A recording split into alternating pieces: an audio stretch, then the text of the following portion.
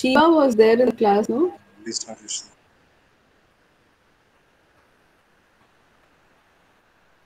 In the beginning, she was there, ma'am. Now she left.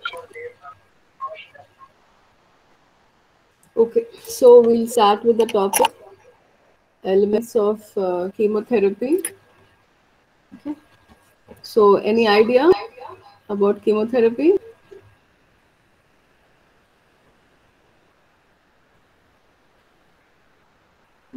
Chemical drugs which are used to treat cancer, kill cancer cells. Mhm. Okay, anybody Ma'am, nice else? technology. Akshay?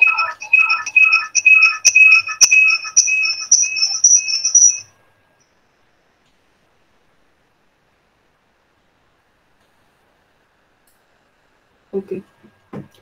So it is the drugs which are used for treatment of microorganisms against bacteria. Okay, chemo means Chemical.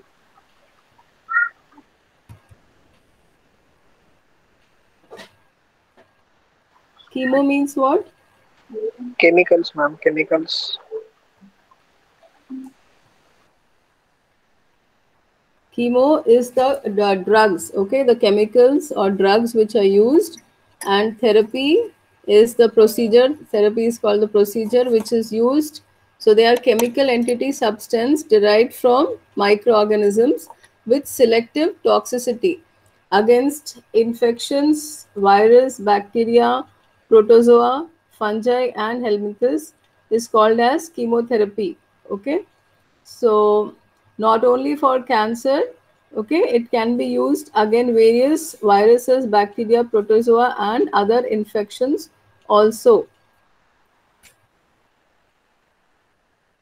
So as we all know, Paul Ehrlich, okay, Paul Ehrlich was the first one, was the scientist who discovered about chemotherapy, drugs used for chemotherapy. He was the first scientist. And there were other drugs which were used before the Ehrlich period and after the Ehrlich period. Prontosil, okay, Prontosil was the first sulfonamide drug which was found, and before the Ehrlich period it was some chomolga oil and chinchoka bark and moldy curd. All these things were used as therapies, and during the Ehrlich period he found out some organometallic dyes. Okay, he found out some organometallic dyes which can be used for treatment. And after the Ehrlich period it was Prontosil. It is known as the first sulfonamide chemical, sulfonamide drug which was found for treatment. Okay, so Prontosil is the first drug which is found, chemical drug, by sulfonamides. Then coming to diagnosis, chemotherapy, why is it necessary and how do we select the drug? Okay, so diagnosis is site of infection, responsible organism, and sensitivity of the drug. So we have to first find out the site of infection, which site, where is the infection, which organ is affected. Okay, then we need to find out the organism which is responsible, and then sensitivity of the drug whichever you have planned to use. Then coming to chemotherapy, why is it necessary? For acute infections require chemotherapy while chronic infections may not. So chemotherapy comes into picture only when they have acute infections. The chronic abscess respond poorly, although chemotherapy cover is essential if surgery is undertaken. Okay, so if there is a surgery, chemotherapy is essential. Then how to select the drug? Okay, so specificity, that will come, spectrum of activity, antimicrobial activity of drug, all these comes under specificity of the drug. Then pharmacokinetic factors, physiochemical properties of the drug, patient related factors, that is allergy, renal diseases, etc. So all these parameters come under selection of drug. Okay, I'm not able to hear you all, so I will be just explaining and you'll have to listen. Okay. Then principles of antimicrobial therapy.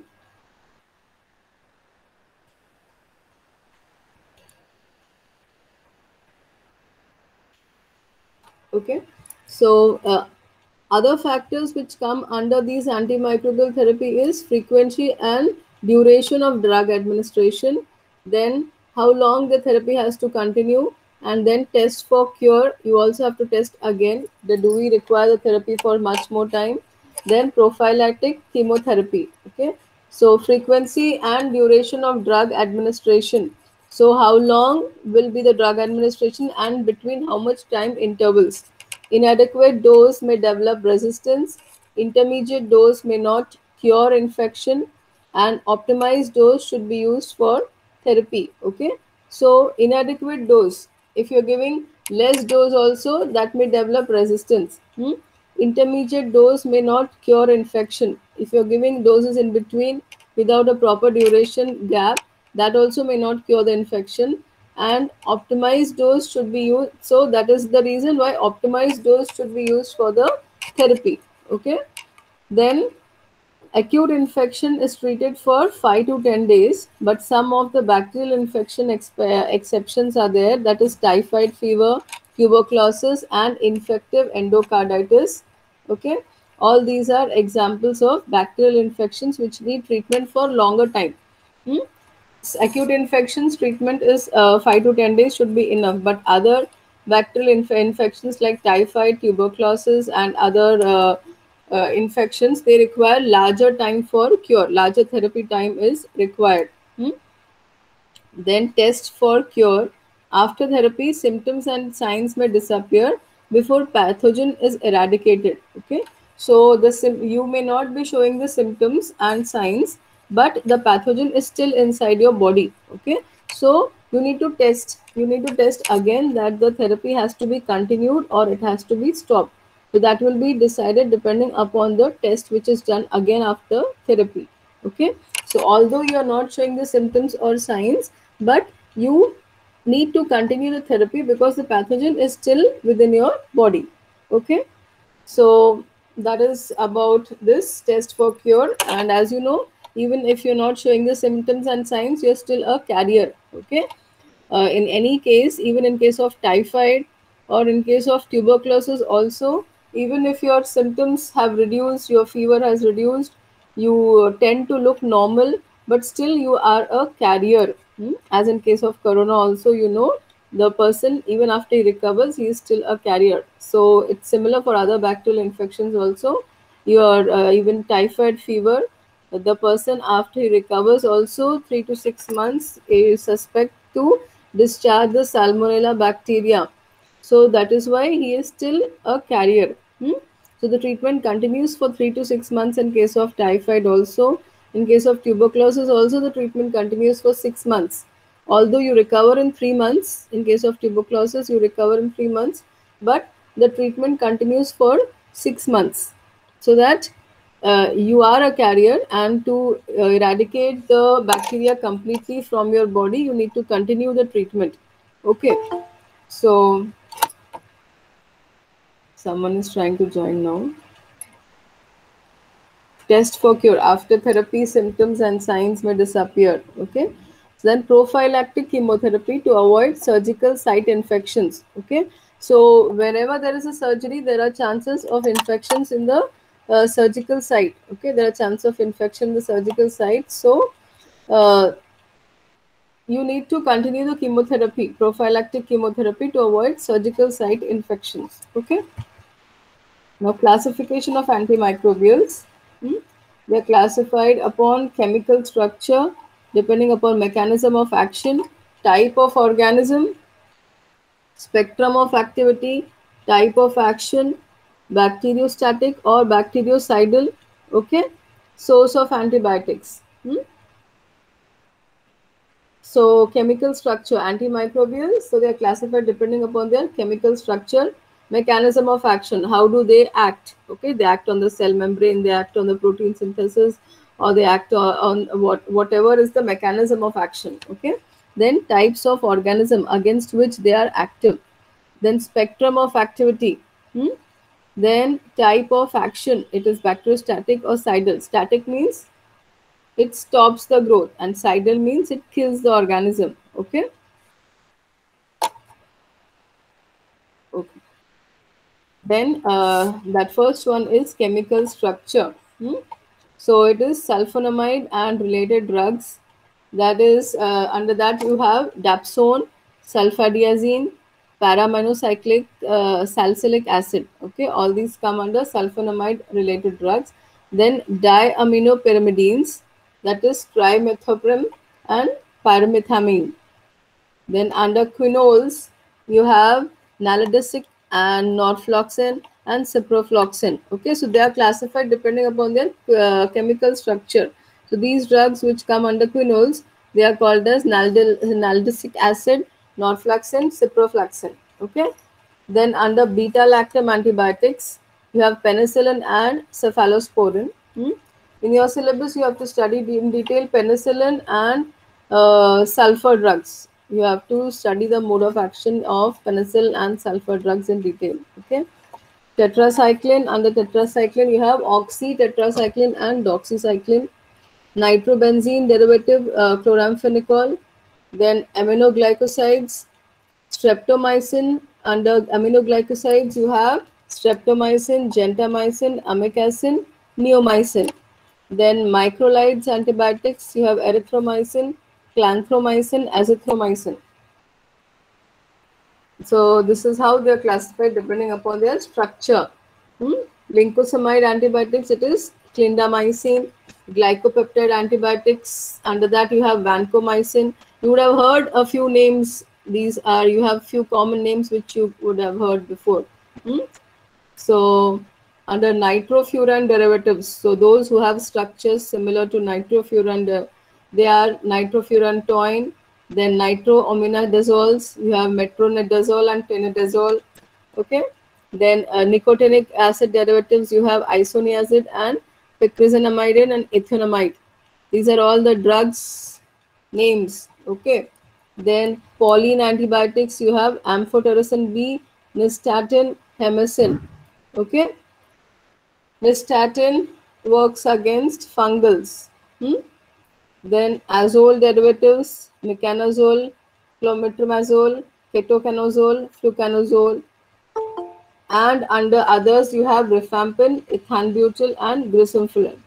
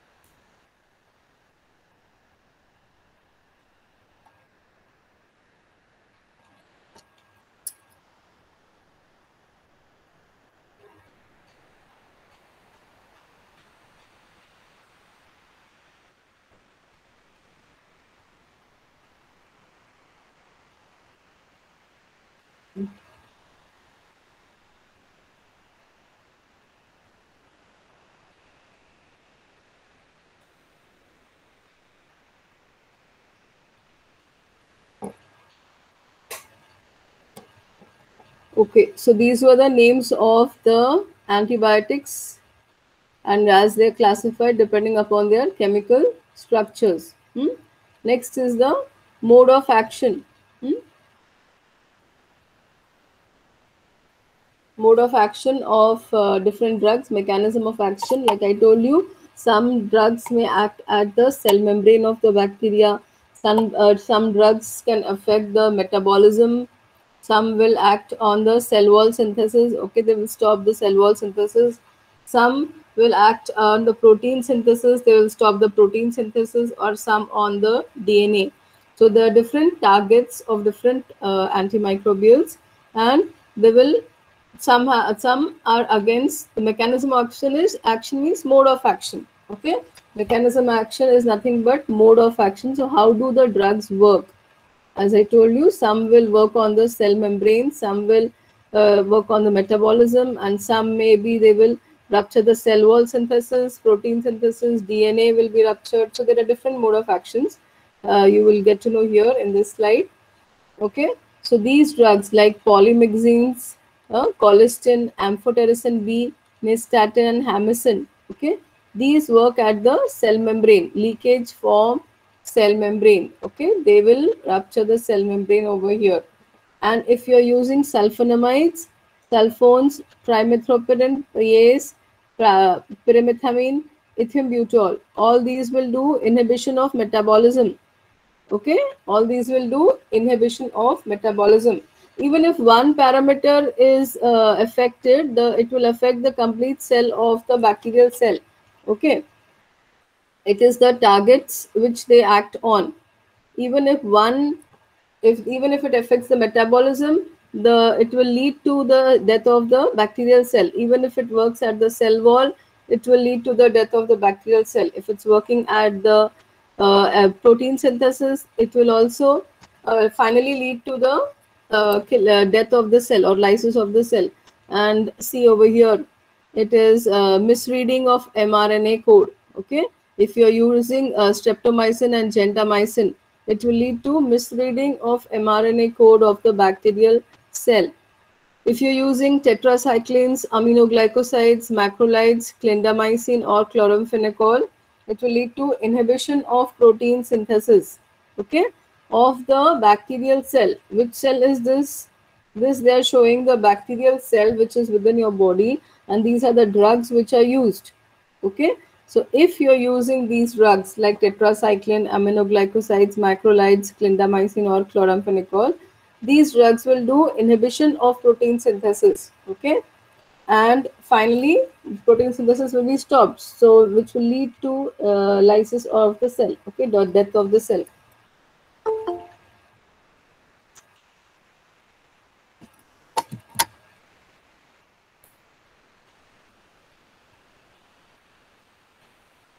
Anytime they try to get admitted in the class. 12 o'clock.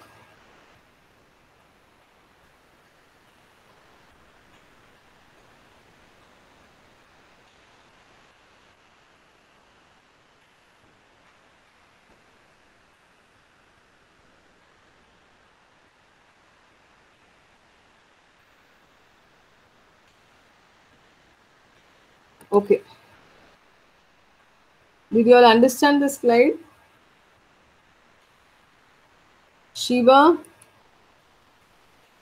Shiva, are you there? Shiva is not there. Vamshi, are you there? Vamshi?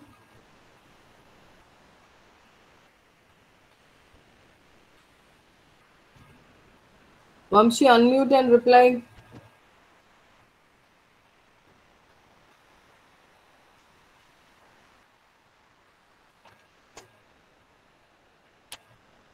Yeah, ma'am. Arvind, did you all understand the slide? Ma'am. Yes, ma'am.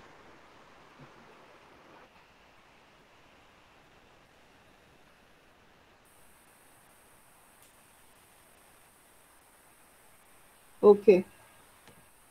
So this is about the mechanism of action. I hope all of you have understood this slide, Shrija and whoever is there in the class. This is about the different drugs which are used, okay, and the mechanism of action. That is nothing but mode of action of the drugs. That is polypeptides, polyleins. If you're using, it will work against the cell membrane. If you're using sulfonamides, sulfones, trimethoprim, all these will work against the inhibition of metabolism. Okay, they will inhibit metabolism of the bacterial cell. This is the bacterial cell. Then, if you've used beta-lactams, cephalosporins, vancomycin, it will inhibit. They will lead to inhibition of cell wall synthesis. Okay. So even if any one parameter stops working, it leads to cell death. So it can be anything. It can be inhibition of cell wall synthesis. It can be inhibition of metabolism. It can be inhibition of protein synthesis. It can be inhibition of DNA, gyrase. Okay, it can be inhibition of cell membrane. Anything, any one parameter also, if it is affected, it leads to the bacterial cell death. So this is it. If it is inhibition of protein synthesis, okay, tetracyclines, aminoglycosides, macrolides, clindamycin, chloramphenicol. If any of these drugs is used, it leads to inhibition of protein synthesis in the bacterial cell. Then fluoroquinols, they will inhibit DNA gyrase. Then fluoroquinols, that is also rifampin, they will inhibit cell membrane. There will be inhibition of cell membrane. So they will act against the cell membrane. I hope you all have understood. This is an important slide which shows different drugs with their mechanism of action. Okay. Now this is type of organism against which primarily active. So penicillins, aminoglycosides, and erythromycin, they are active against antibacterial. Okay, they are used as antibacterial. Then cyclovir, amantadine, B, zidovudine, they are used as antiviral. So when there is a treatment, so first they have to find out at which organ is affected. Then they have to find out if it is viral infection, bacterial infection, or fungal infection. So according to that, they have to decide the drug and they have to decide the duration of the therapy also. So if it is a bacterial infection, they can use penicillin, aminoglycosides, or erythromycin. If it's a viral infection, they have used cyclovir, amantadine B, zidovudine, etc. Okay, so against fungal, it is griseofulin, amphotericin B, ketoconazole. Okay, then against protozoas, it is anti-protozoal infection. You have to use chloroquine, pyrimethamine, and metronidazole, etc. And if it is anthelmintic, you have to use mendazole, nicotinamide, and diethylcarbamazine. So these are all the drugs which are used against.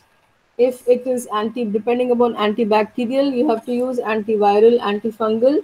You have to select the drug. Okay, you have to first decide if the treatment is antibacterial, if the treatment you're giving is against a virus, against a fungus, or against a protozoa, etc.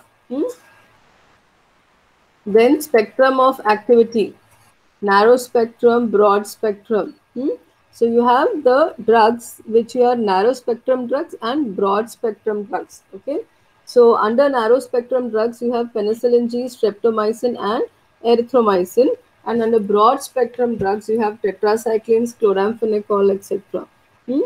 So these penicillin, streptomycin, and these narrow spectrum ones, they are effective against specific type of bacteria, either gram positive or gram negative. Okay, but broad spectrum drugs, so they are effective against a wide range of bacteria, both gram positive and gram negative, and even others. So that you understand by narrow spectrum and broad spectrum.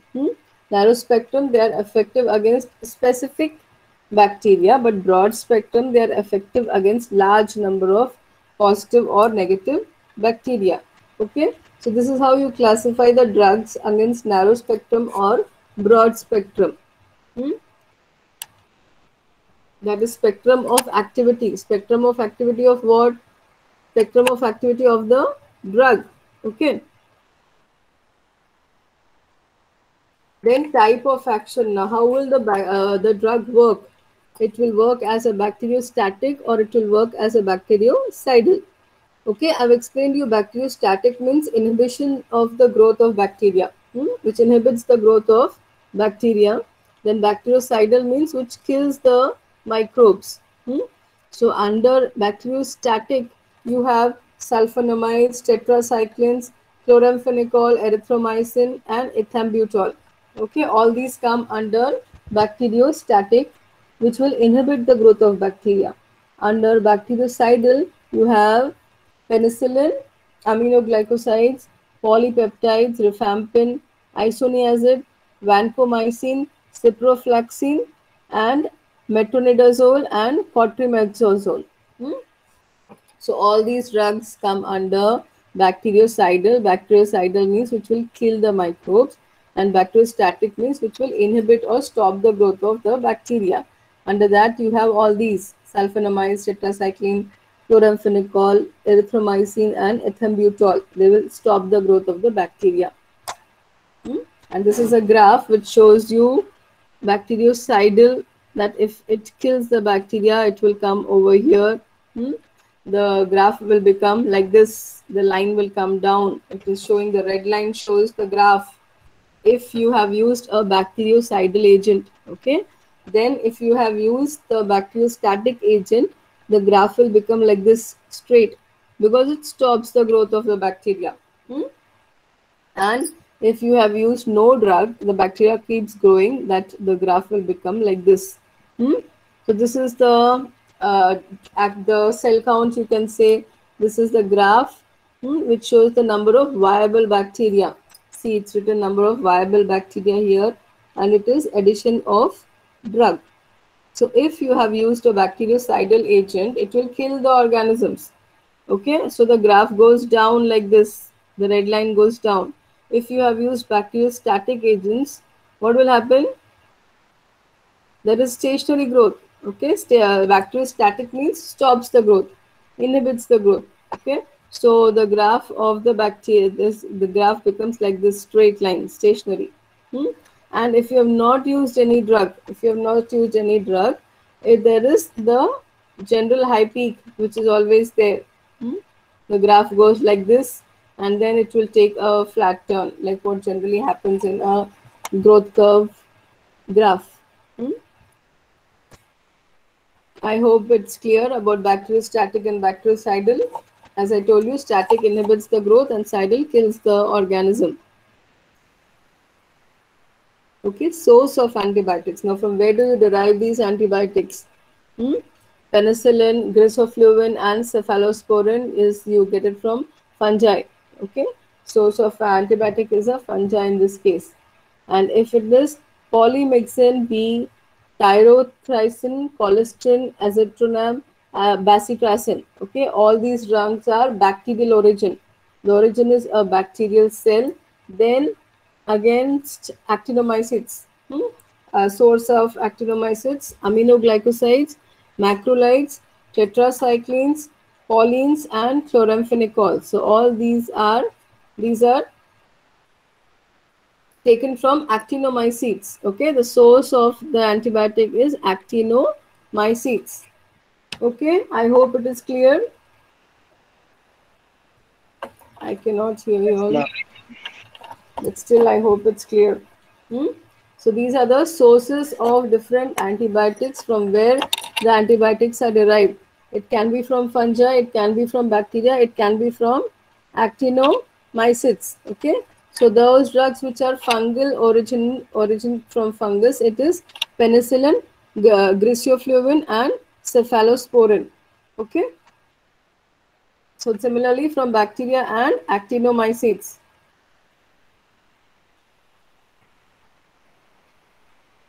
Okay.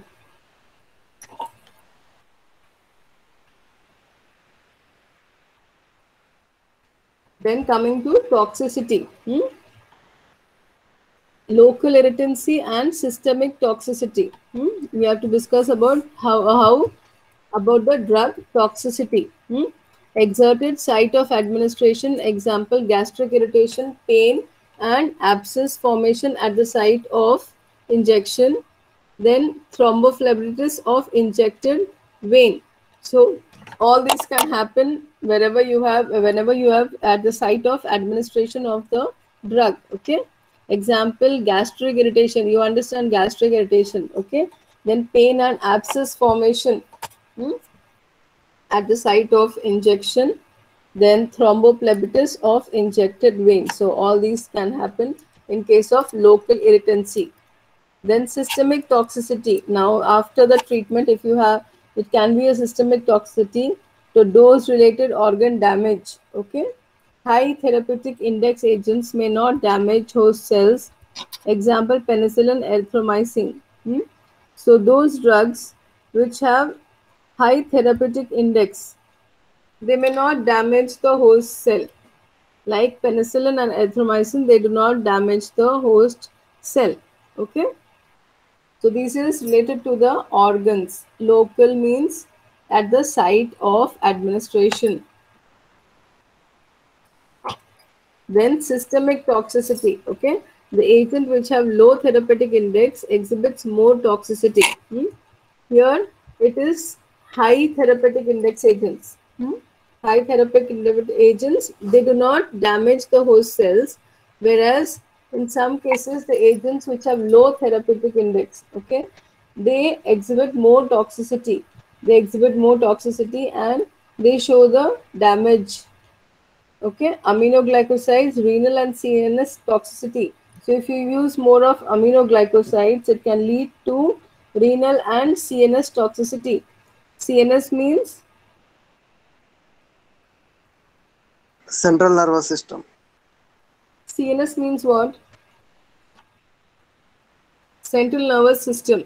Okay, CNS means central nervous system. Then tetracycline, if tetracycline is used, it can lead to liver and renal toxicity. Okay, chloramphenicol, much use of chloramphenicol can lead to bone marrow depression. Okay, so all these things are the side effects of the therapy. All these are the side effects of the therapy. Like we need to think that the organs will be able to take the drugs or not. For chemotherapy, whatever drugs are administered, we need to see the side effects of the drugs also. Okay, side effects of the drugs also have to be observed. And so aminoglycosides, if they are used, it leads to renal and CNS toxicity.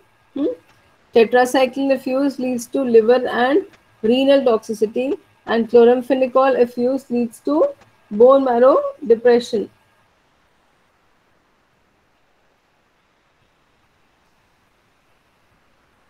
Then systemic toxicity.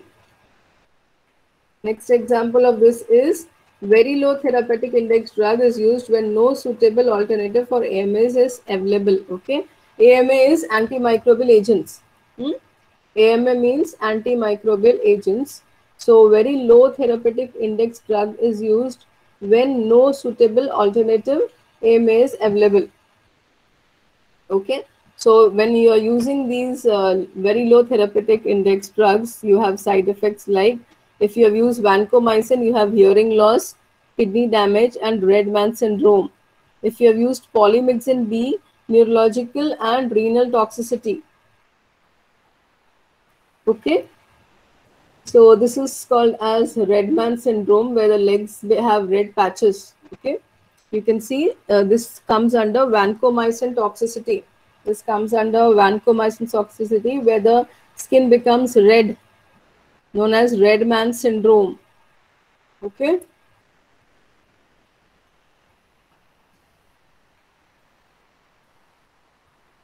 Now hypersensitivity reactions. Okay, till now here we were studying about the toxicity which develops after the use of drugs, whatever toxicity is there.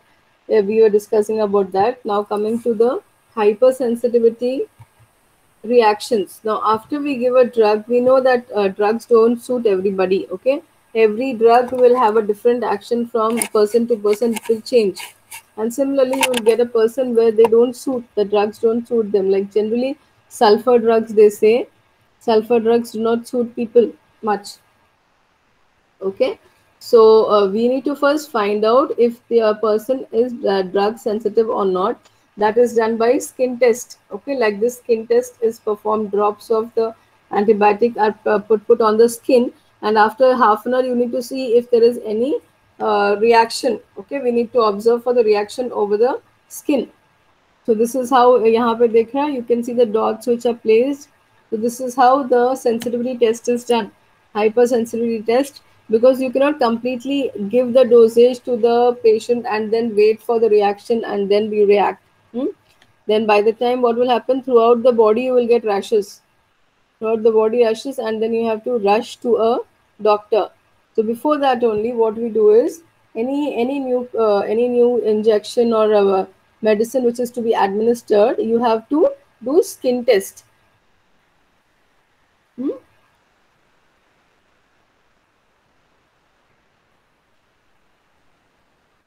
Then coming to drug resistance. unresponsiveness of a microorganism to an AMA and is similar to phenomena of drug tolerance. Okay, you may be having an idea of this. Like every patient develops drug resistance after a particular duration of time. The patients develop drug resistance. Okay, so those drugs do not work against those patients. That comes under drug resistance. Okay, so under that you have natural resistance and you have acquired resistance. Unresponsiveness of a microorganisms to an AMA and is similar to phenomena of drug tolerance. Becomes a natural and acquired. Natural is when some microbes have resistant to certain AMAs. AMA, I told you all, it is antimicrobial agents. AMA means antimicrobial agents. Example, gram-negative bacilli not affected by penicillin G.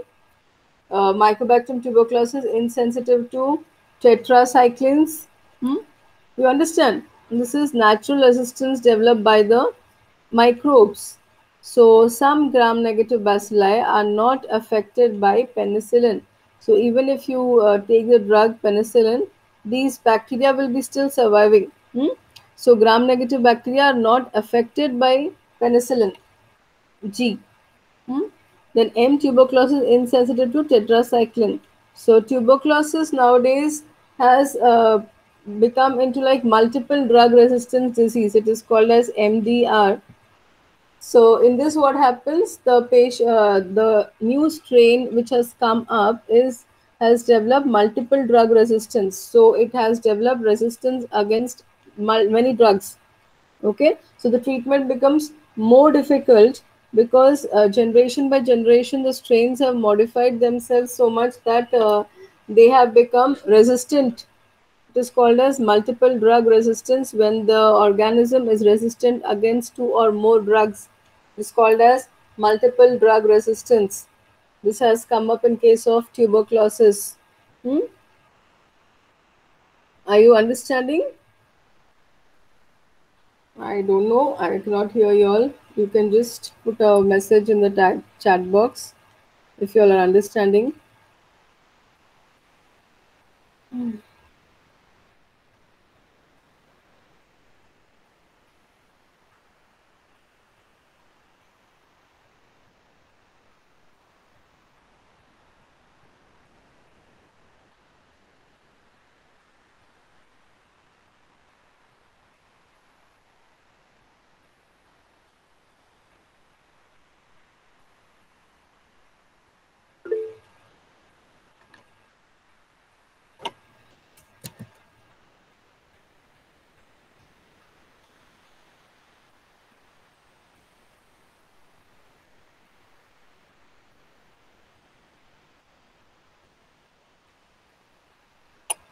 Okay.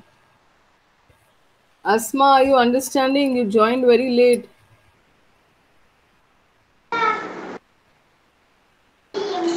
Yes, ma'am. Put a message in the chat box. I'm not able to hear you all.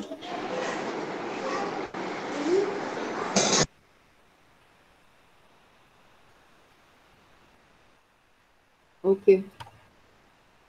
All the medicine names you don't have to remember. It is you have to study only about the penicillin and sulfa drugs. Okay. You don't have to remember all the medicine names. It is the sulfur drugs and penicillin mode of action you have to study about for penicillin and sulfur drugs. Remaining all you have to study is general. Indu, are you understanding? Yes, ma'am. Put a message in the chat box. I am not able to hear you all today.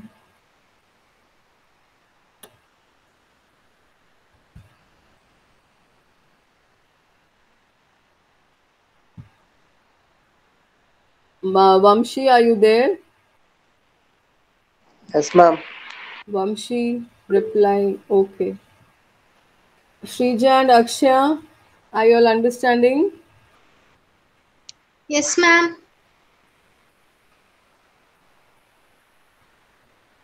Chemotherapy is an important topic. Okay. And in your syllabus, you had Okay. Okay. In your syllabus, you have mode of action, you have resistance, drug resistance, you have to study about the drugs. Okay, it is all in the second unit. We were doing the second unit. Arvind, is it okay?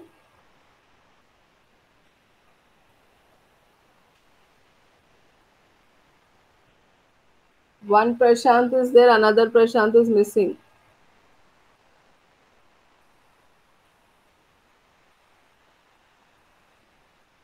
Where's the Sai Prashant? He was there in the beginning. Okay. So I'll get back to the slides if you're understanding.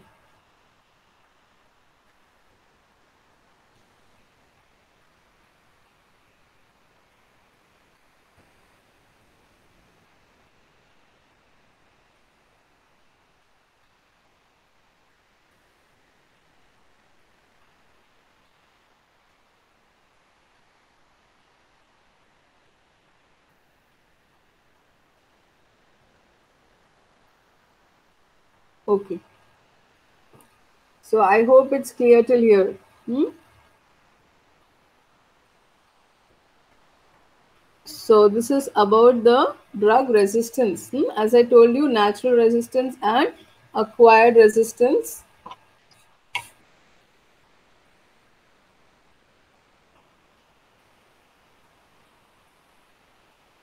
Okay. So Akshay, you want me to repeat anything? You told me to go slow.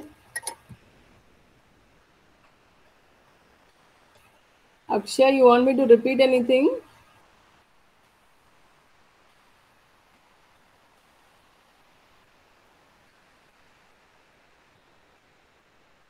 Okay.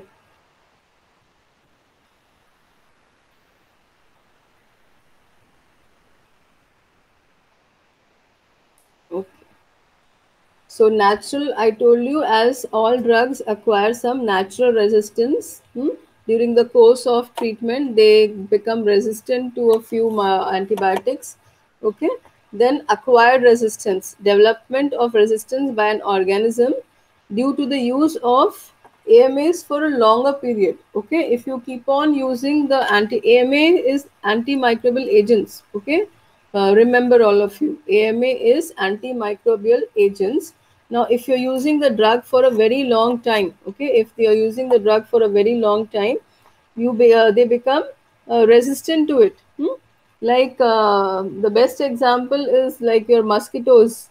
Hmm? The sprays which we use for mosquitoes. Now, even if you put the spray, it doesn't affect the mosquitoes. Okay, they are not killed. Even cockroaches, they have become so much resistant now that even if you put the hit sprays, they are not killed. They don't get killed. Or initially it was like this, you spray the hit and they are immediately killed, cockroaches. But now they have become resistant. Like even if you spray the hit or any spray, they do not get killed. So that is the example which you can see in front of your eyes. Mosquitoes and cockroaches, these have become resistant to those sprays which we have been using since long, and they are not killed. Even Good Night and All Out, even if you put it on, it doesn't affect them. Happens many times. It happens even if the Good Night is on or the All Out is on, still the mosquitoes are there. So that is comes under development of resistance. Okay, so these are the examples which you are seeing in front of your eyes. So similarly, this is within your body. Okay, this is within your body. You can imagine these bacterias or fungus, whatever, within your body, and you have been using the antimicrobial agents for a long time. Okay, sometimes the treatment period is 6 months, sometimes the treatment period goes to 1 year also. So if you are continuously using the same drug, the bacteria becomes resistant to it. So that is what is called acquired resistance. Hmm? This is one is natural, okay, which they are naturally, they don't gram negative, like they do not get affected by penicillin. Tuberculosis, they are tetracycline, they are insensitive to tetracycline. So like that. But this is acquired is after some period of treatment. Acquired resistance is after some period of treatment, they become resistant to the bacteria. Okay, and they become resistant to the drug. Okay, so here example is staphylococci. Tubercle bacilli develop resistant to penicillin, widespread use of for more than 50 years. Then gonococci quickly developed resistant to sulfonamides in 30 years. Okay, you understand? So tubercle bacilli, when was developed resistance to penicillin. So more than 50 years they have been using it. So they developed resistance to that. For gonococci, developed resistance to sulfonamides. Okay, 50 years means 50 years, not to one patient. 30 years for one patient, not like that. That they have been using the same drug for so many years. So the strains, the new strains which come up, they develop resistance. Okay, the new strains, like in case of vaccine also, the new strains which come up, your vaccine doesn't work against those strains. Okay, because the new strains of bacteria or virus are modified, so they have developed resistance against those drugs which we are using since long. So widespread use for 50 years. 50 years is here, we are not talking about a single patient. It is widespread use for so far past 50 years. So those drugs which were used for past 50 years for the treatment of tuberculosis cannot be used now. You understand? Because the new strains which have come up, they have resistance against those antibiotics which were used for past 50 years. Okay, so now you have to come up with new drugs to treat the same tubercle bacilli, because they have acquired resistance against those old drugs which you were using. Okay, I hope it is clear. Now, development of resistance may develop by mutation or gene transfer. Okay, like generation to generation, the strain changes. Okay, every generation, the bacterial strain changes, mutation occurs, gene transfers occur, and so there is a different strain which develops, and that strain develops resistance against those antimicrobial agents. Then mutation. Resistance developed by mutation is stable and heritable genetic changes that occur spontaneously and randomly among microorganisms, usually on plasmids. Okay, so resistance developed by mutation is stable and heritable, that occurs spontaneously and randomly among microorganisms. Then mutation resistance may be single step or multi-step. Okay, so resistance can develop due to mutations also. The mutations can be single step or multi-step. Single gene mutation may confer high degree of resistance. Example, enterococci to streptomycin. Multi-step mutations may modify the more number of genes that will decrease the sensitivity of AMAs to pathogens. Okay, getting it? So mutation can be a single step mutation or it can be a multi-step mutation. And single step, in this single gene mutation may confer high degree of resistance. In multi-mutation, it may modify the more number of genes that will decrease the sensitivity of AMA, that is antimicrobial agents, to the pathogens. I hope it's clear. What did I tell you? I told you that resistance can take place either by mutation or gene transfer. So this was about mutation, single step mutation or multiple step mutation. Next is by gene transfer. Okay, so the organism can develop resistance through gene transfer, like generation to generation. There is gene transfer. Okay, And during this gene transfer mechanism, they can develop resistance against the drugs. Okay, so gene transfer can be by conjugation, transduction, and transformation. We have studied this, okay, last year. I've explained your conjugation, transduction, and transformation. These are the various methods of gene transfer. So, where the genetic material is transferred can be done through conjugation, transduction, or transformation. Okay. So, here they are showing different pictures of how the gene transfer is takes place. So, this is one of the examples. Okay, transfer of resistance genes, okay, from this bacterial cell to the other one. The resistance bacterial gene is getting transferred from this organism to this. You can see this. Here it binds, then it crisscrosses, and then a part of this plasmid enters this, and a part of this plasmid enters this. Okay, a part of A enters B, a part of B enters A. So this is how genetic transfer takes place. Okay. Now, if it is through conjugation, we have done this. There is a conjugation tube which forms, that is a sex pili. The gene carrying the resistance or R factor is transferred only if another resistance transfer factor is present. This will frequently occurs in gram-negative bacilli. Okay, so the resistance gene for resistance is transferred from one bacteria to another. So this is how you have new generation of bacterial with mutation or gene transfer, which develop resistance against the antimicrobes which you are using. Okay, so why are we studying this? This comes under development of resistance. How do the bacterial cells develop resistance? That can be through mutation or it can be through gene transfer. Okay, mutation, I told you, it can be single step mutation or multiple step mutation, and development of resistance can also be there due to gene transfer, and gene transfer can be by conjugation, transduction, or transformation. Okay. Okay. So this will frequently occur in gram-negative bacilli.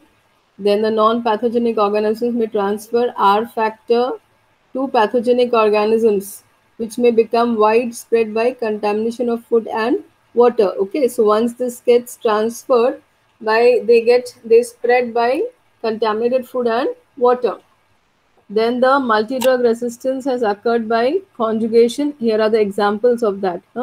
Through conjugation, which has taken place is chloramphenicol resistance to typhoid bacilli, penicillin resistance to Haemophilus gonococcus, then streptomycin resistance to E. coli. These are the examples in bacterial cell where multiple drug resistance has occurred through conjugation. Okay, so chloramphenicol resistance has been developed by typhoid bacilli, penicillin resistance developed to Haemophilus and gonococcus, then streptomycin resistance to E. coli. This is by conjugation, gene transfer conjugation. Then transduction. Okay, here what happens? Transfer of resistance genes through bacteriophage to another bacteria of same species. So here there is transfer of gene through bacteriophage to another bacteria of the same species. So here it is, example is transmission of resistant genes of staphylococci and between strains of streptococci. Okay, example is staphylococci and streptococci strains. So this is by transduction, transfer of resistance genes through viral to another bacteria.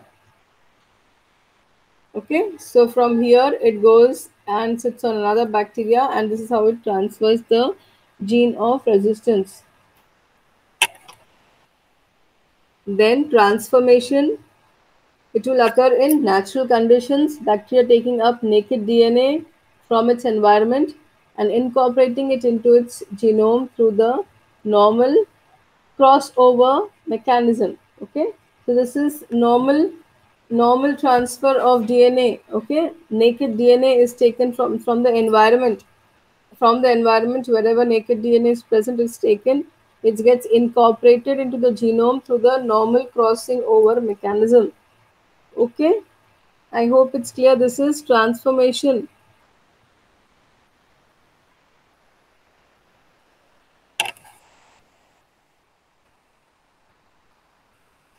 Are you all understanding?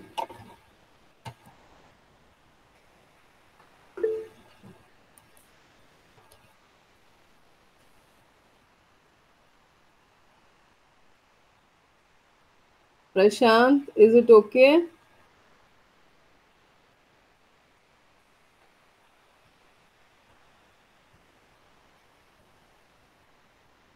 Srija?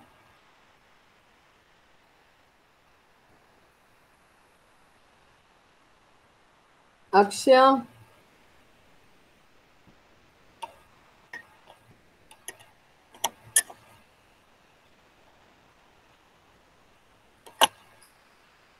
Okay.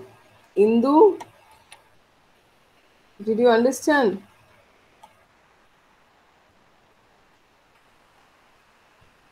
Okay. So we are discussing about drug resistance, how the bacteria acquires drug resistance. One is natural, one is acquired. Okay, natural is it is naturally resistance against the antimicrobial agents, and acquired is where it acquires resistance due to continuous use through many generations. Okay, it acquires resistance against the bacteria, and next it can be through drug resistance, can be through mutation or gene transfer. Okay, mutation, I told you all single step or multi-step mutations can lead to drug resistance. Then gene transfer can be transformation, transduction, and conjugation. Okay, in conjugation, formation of conjugation tube. In transduction, it is with the help of a phage. Okay, the particles are carried from one bacteria to another with the help of phage, and in transformation, they take up the DNA which is naturally available in the environment and incorporate into its gene. Okay, through normal crossing over. This was all about resistance, drug resistance. Then drug tolerant. Okay, loss of affinity of target biomolecule of the microorganisms with particular AMAs. So, how it becomes drug tolerant, how that organism becomes drug tolerant. So, there is loss of affinity of the target biomolecule of the microorganisms with a particular AMA. So, they are not able to, they lose the affinity towards the target molecule. So, in case example is penicillin resistance to pneumococcal strain. The pneumococcal strain gets resistance to penicillin, alteration of penicillin binding proteins. Okay, so this target place is modified, change in protein configuration, loss of affinity. So if there is a change in this protein configuration, it cannot bind. Okay, it cannot bind. So this is how it is called as loss of affinity, change in protein configuration, therefore it cannot bind, and because it cannot bind, the process cannot proceed. The drug has to fix in the target. The drug has to fix in the target biomolecule, only then the procedure will function. Now, if there is no binding, there will be no, the process cannot be carried further. Okay, so here what happens, there is change in protein configuration, the change in protein configuration. So, this drug cannot fit into it because of that. Alteration of the protein configuration. Okay, example is penicillin resistant to pneumococcal strains. Okay, clear? Then Superinfection or suprainfection? When do you say it is a superinfection? When the patient is already having an infection and again he gets infected. Okay, a new infection occurs in a patient having a pre-existing infection. This is called as superinfection or suprainfection. Okay. So you can just see he is already an infected person and he gets infected with some more microorganisms. So it is known as superinfection or suprainfection. What is superinfection? Development of superinfection associated with the use of broad or extended spectrum of antibiotics such as tetracycline, chloramphenicol, ampicillin, and newer cephalosporins. Okay. Then superinfections are common when host defense is compromised. So when your immunity level goes down, you tend to acquire more and more infections, which happens in case of AIDS. Okay, in case of AIDS or in other cases also where the patient's immunity goes down. In case of corona also, okay, you may recover from corona, but you get some other infections. You have heard or not, I don't know, but it's going on around that the people who are recovering from corona, they again fall sick after 10 to 15 days. They tend to fall sick again with some other infection. Okay, so they come up with some other infection because their body has become weak. Their immunity has gone down. So what happens is they tend to acquire more infections from surroundings. So it is said that even if the patient comes home, okay, you need to maintain an atmosphere or environment which is very clean, so that the patient don't tend to take any more infections. Okay, you understand?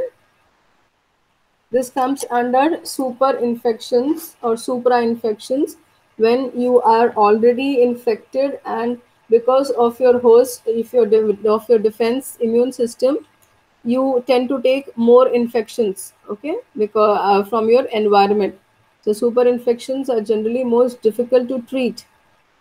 Bacterial superinfection in viral respiratory disease is common. Okay, so when you have viral respiratory disease, like nothing, and best example is corona, it is a viral respiratory disease. So when you are recovering from respiratory disease, there are 100% chances that they acquire some other bacterial infection. It is happening around everywhere. If you all are aware of your surroundings, it is happening that people who are recovering from corona maybe, but they fall sick again with some other infections because their immunity has gone down. The body immunity has gone down, and so they tend to acquire infections which are there in the surrounding bacteria which are present in the surrounding. They tend to acquire that. Then infection of chronic hepatitis B, carrier with hepatitis D virus. Okay. Then piperacillin tazobactam may cause superinfection with candida. Okay. So all these are the examples of superinfections. Few more examples is treatment of superinfection and superinfections minimized by. So how can you treat? It is difficult to treat when a person comes up with multiple infections. So Candida albicans, resistant to staphylococci, Pseudomonas. Okay, so if it is resistance to staphylococci, it can be treated with coxacillin or its convergence. Then, if it is Pseudomonas infection, can be treated with urinary tract infection. Treat with carbamazepine, piperacillin, or gentamicin. Okay, don't worry about these drug names. You don't have to remember these drug names. This is for your information. All this. Then superinfections minimized by using narrow spectrum antimicrobial agents. Okay, so these are superinfections which can be minimized by some narrow spectrum drugs. I've explained you in the beginning what is narrow spectrum and what is broad spectrum. Who will answer?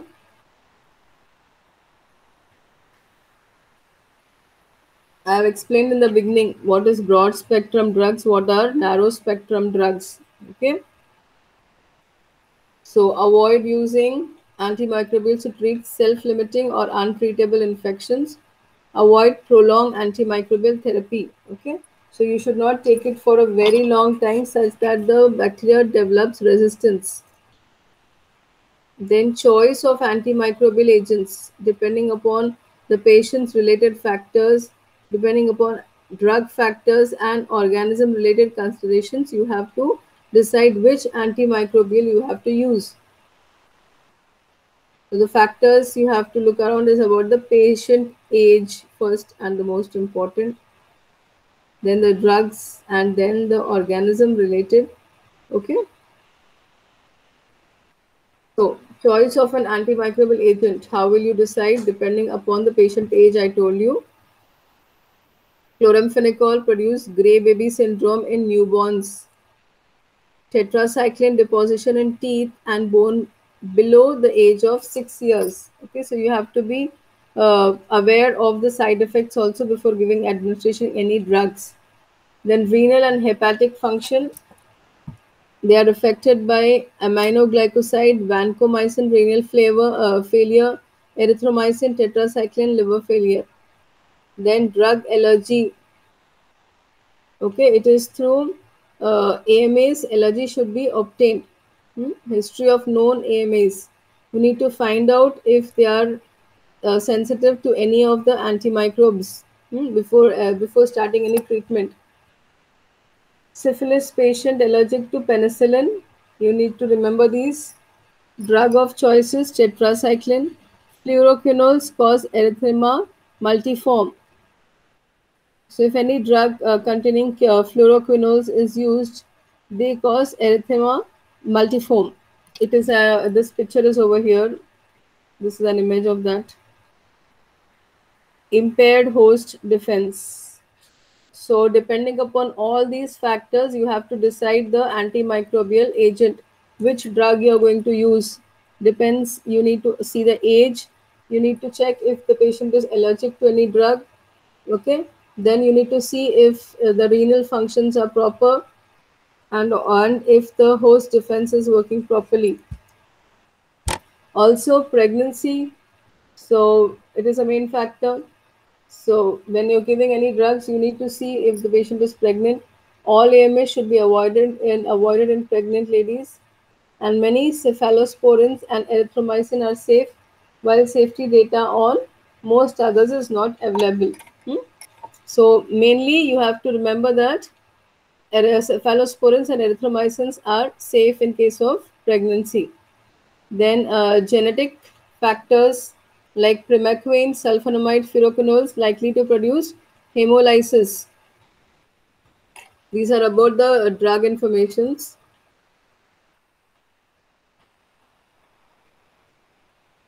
Okay, then also the cost factor, spectrum of activity, route of administration. All these are the factors which you have to look about when you're administrating any drug. Okay. Then combined drugs are used. So this all these comes under your drug administration.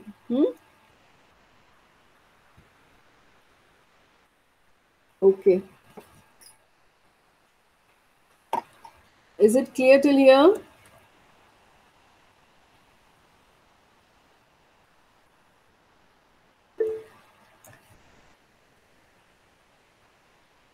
And after the treatment also there are chances of failure of antimicrobial therapy. Okay. Yeah, after all these factors which we have done, there are chances of failure of antimicrobial therapy, because if a proper drug is not selected, as I told you in the beginning, we have to select a drug which will be suitable for the patient according to his age, according to other factors. You have to check the allergy factors, and then you have to decide a drug. So if there is the proper drug is not selected, if the proper dosage is not found out, and if the route or duration of treatment is not seen, then it leads to failure of antimicrobial therapy. And if you are too late in beginning the treatment, okay, you are also sometimes it becomes too late by the time you go to the doctor. Initially we start treating at home with our home remedies. Okay, we do all that. Then sometimes the patient avoids going to the doctor. Okay, so like this we pass off many days at home. Then it becomes too late to start the treatment, and if it's very late to start the treatment, it doesn't work because already the bacterial count within your body has increased. Okay, the bacterial count within your body has increased so much, so that the treatment which they started is too late. It doesn't respond. Failure to take necessary adjuvant measures, poor host defense. As I told you, if the immune system of the host is not functioning properly, the antimicrobial drugs won't work. Trying to treat untreatable infections, okay, some viral infections which are not treatable, and you're still trying to treat it, leads to failure of that antimicrobial therapy. Then presence of dormant or altered organisms which later give risk to relapse. Okay, presence of dormant or altered organisms. So there are a few organisms within your body which you don't know, which later give risk to relapse. They again come up as relapse. Okay, so these are the side effects. Generally, after chemotherapy, you have hair loss, you have ulcers in the mouth because of which the patient is not able to eat food. They say they get blisters in the mouth. So the patient is not able to eat. Then a lower number of white blood cells because of these drugs, high drug dosages. What happens? Your white blood cells reduces, white blood count reduces. Okay, leading to nausea and diarrhea. Okay, after chemotherapy you have that nauseating feeling. Then you have diarrhea also because of the heavy dosage of the drugs which are used. It leads to diarrhea also. So these are all the side effects of chemotherapy. So we need to check about all these side effects, but still because of the high dosages you have the side effects in chemotherapy. Then it shouldn't be used in pregnant ladies. As I told you, it shouldn't be used in feeding ladies, the chemotherapy, and cannot be given to kids. Okay, cannot be given to kids also. So these are all the side effects of chemotherapy, as you all are aware of.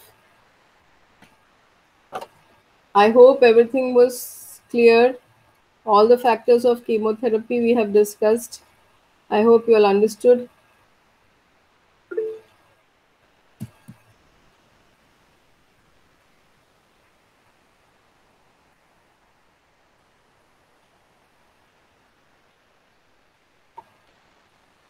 Asma, did you understand?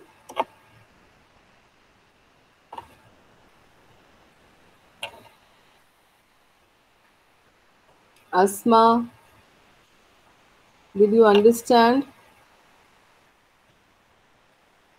Indu,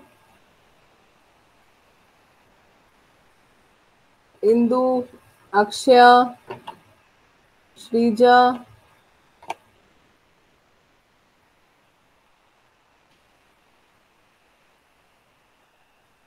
Okay. So that was the last topic of your second unit. With this, we finish the second unit. I hope everything is clear.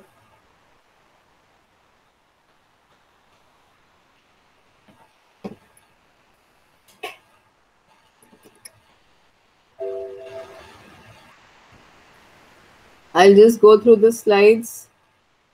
I'll just revise the slides once.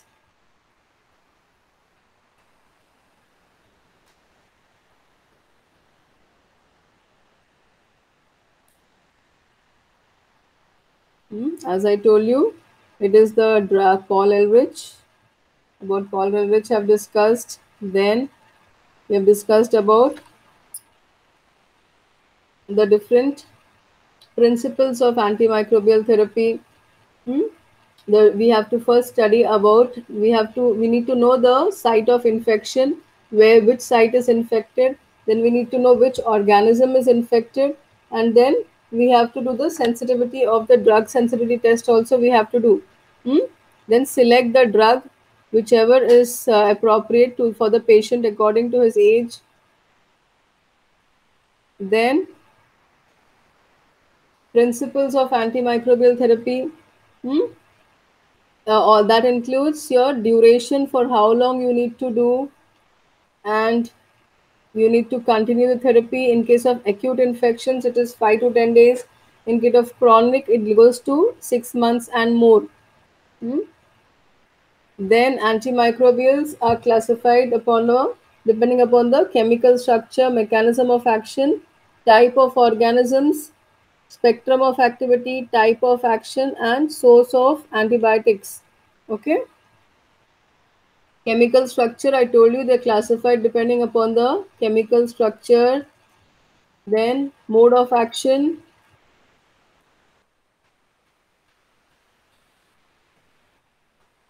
Okay, next was the mode of action. Which region of the bacteria does the drug work? Some work on the cell membrane, some stop the metabolism, some stop the cell wall synthesis. Few drugs affect the mRNA code, few drugs affect the protein synthesis, some drugs affect the DNA gyrase. Okay, even if any one of them doesn't function, it will lead to cell death. Even if any one is affected, it leads to cell death. Then this diagram was important. It showed different antibiotics. Okay, and all this Asma missed. She joined late, 1 hour late. Okay, so inhibition of metabolism by sulfonamides, sulfones, trimethoprim, and primethamine, ethambutol. All these inhibit the metabolism. Inhibition of cell wall synthesis by beta-lactams, cephalosporins, and vancomycins. Then aminoglycosides, they do misreading of mRNA code. Then tetracycline aminoglycosides, macrolides, clindamycin, they do inhibition of protein synthesis, inhibition of DNA, then inhibition of cell membrane by fluoroquinones and rifampin. So these are the different drugs and how they work, mode of action of the drugs. Then narrow spectrum and broad spectrum also, I told you all. You have to see if they are, you have to, the drug which you select is, you need to need it against bacteria, it should be against virus or against fungal. You have to find out that first. Only then you can decide the drug. Okay, you need to find out it is against bacteria, it is against antivirus, it is against fungus, protozoa. You have to find out that first.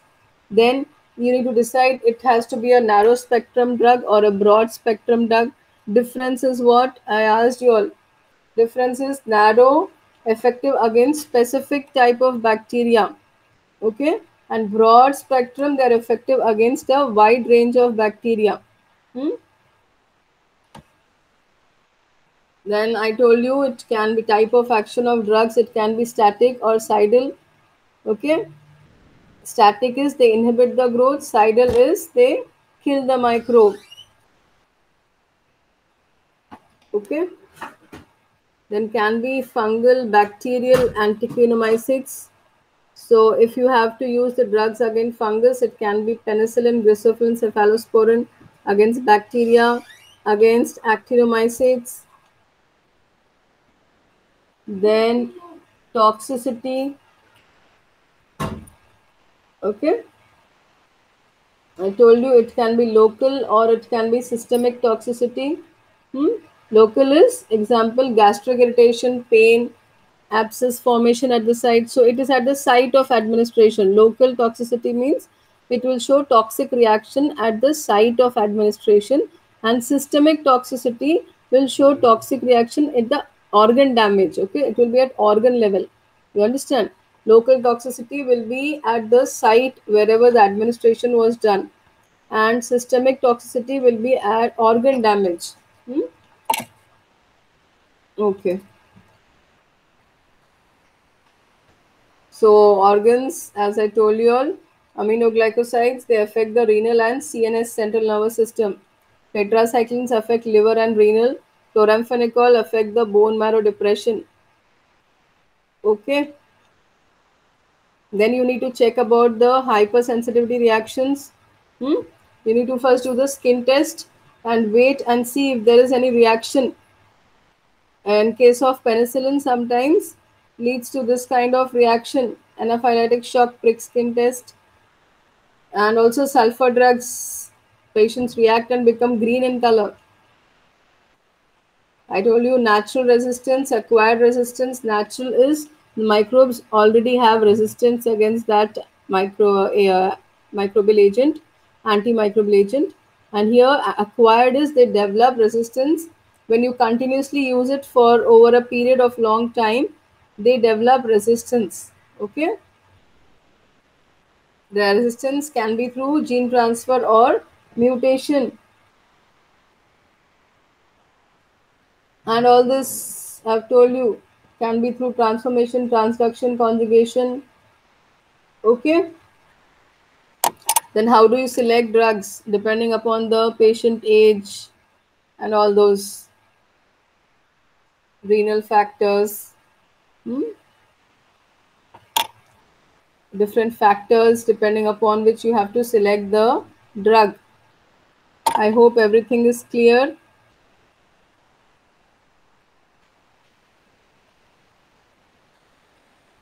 Okay. So this was about chemotherapy, elements of chemotherapy. We have covered all the topics under this today. I hope you all have understood. Okay. Shall I end the class? Thank you.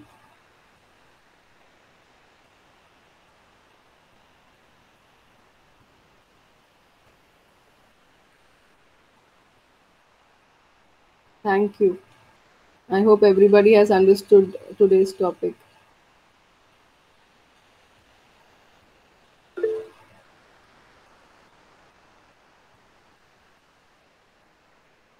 Thank you.